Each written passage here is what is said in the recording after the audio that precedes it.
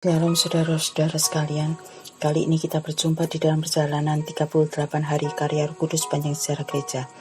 Hari ini adalah hari ke-9, bersama saya Lani, kita akan mendengarkan kisah David Livingstone. David Livingstone adalah seorang misionari yang melayani Tuhan begitu luar biasa di Afrika. Ia dilahirkan pada 19 Maret 1813 di Skotlandia. Ia dilahirkan dari seorang guru sekolah minggu dan seorang ibu rumah tangga yang sangat jujur. Sebagai orang tua Kristen yang taat, ayah dan ibunya telah memberikan pengaruh yang cukup besar terhadap David.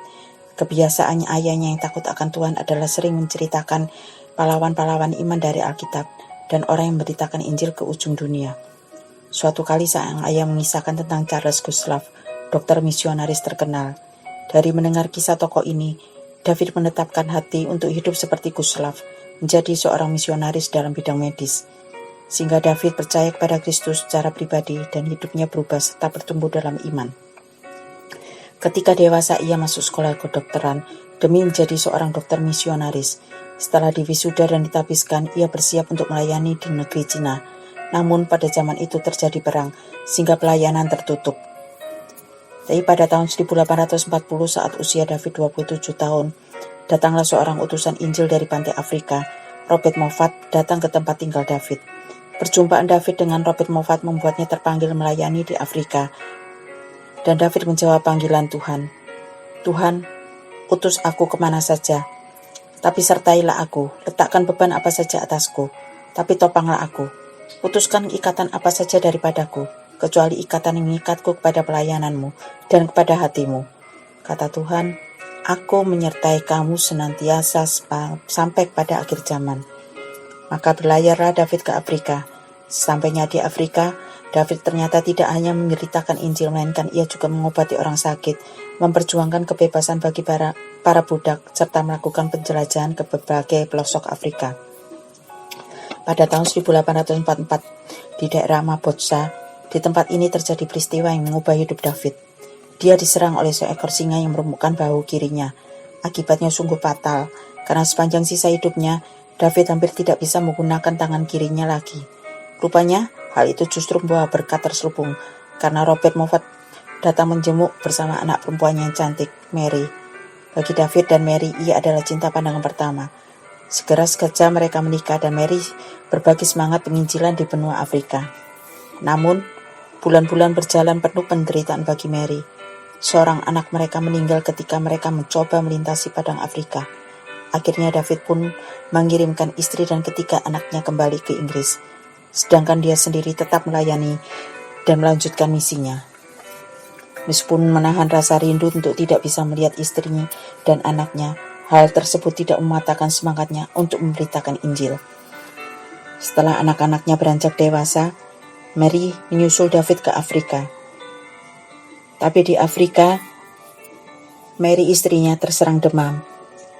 Dan menyedihkan, keadaan Mary semakin memburuk sampai akhirnya meninggal dunia.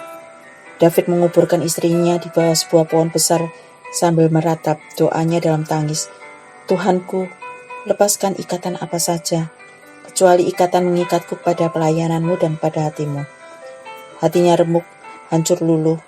Mary yang dicintainya meninggal dan ia kini benar-benar merasa sendirian.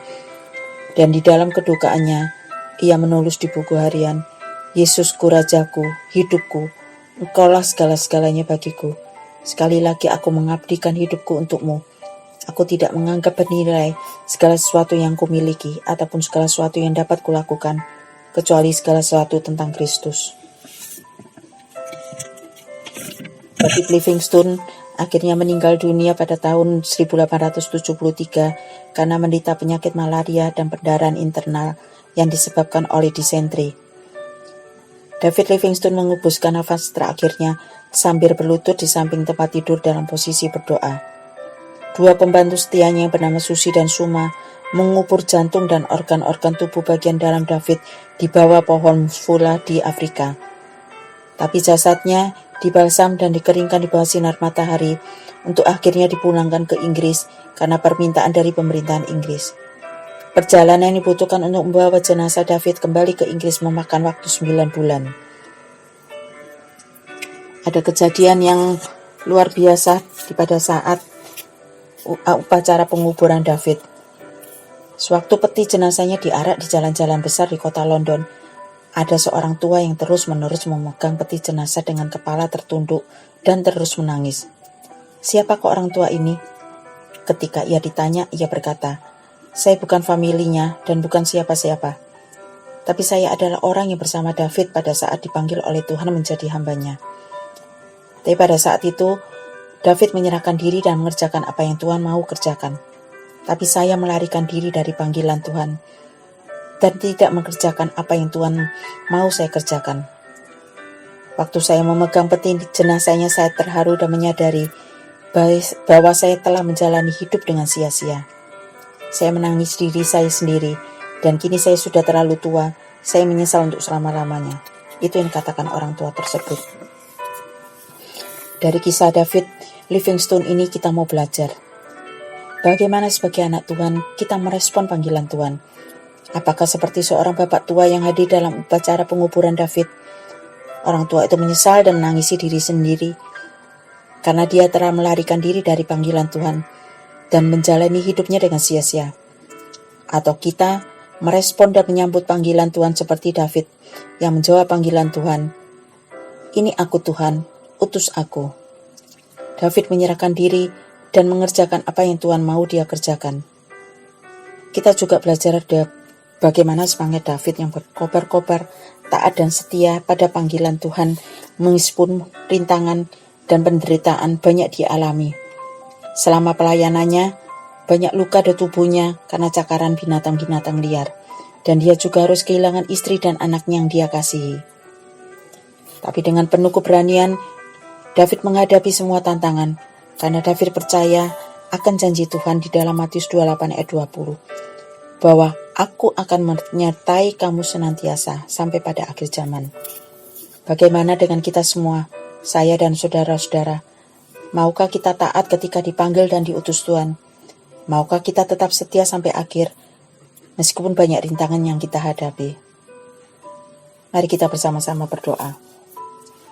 Terima kasih Tuhan, kami ingin menjawab panggilan-Mu seperti David. Ini aku Tuhan, utus aku, dimanapun kami berada, dan apapun peran kami. Pakailah kami menjadi alat-Mu, baik itu di pekerjaan kami di kantor, di dalam pelayanan kami di gereja, dalam keluarga kami, dimanapun kami berada. Pakailah kami menjadi alat-Mu ya Tuhan.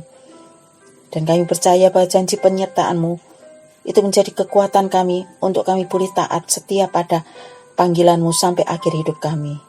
Terima kasih Tuhan. Inilah doa kami, dan kami mau serahkan hidup kami hanya ke dalam tangan-Mu. Di dalam nama-Mu saja kami ucap syukur dan berdoa. Amin.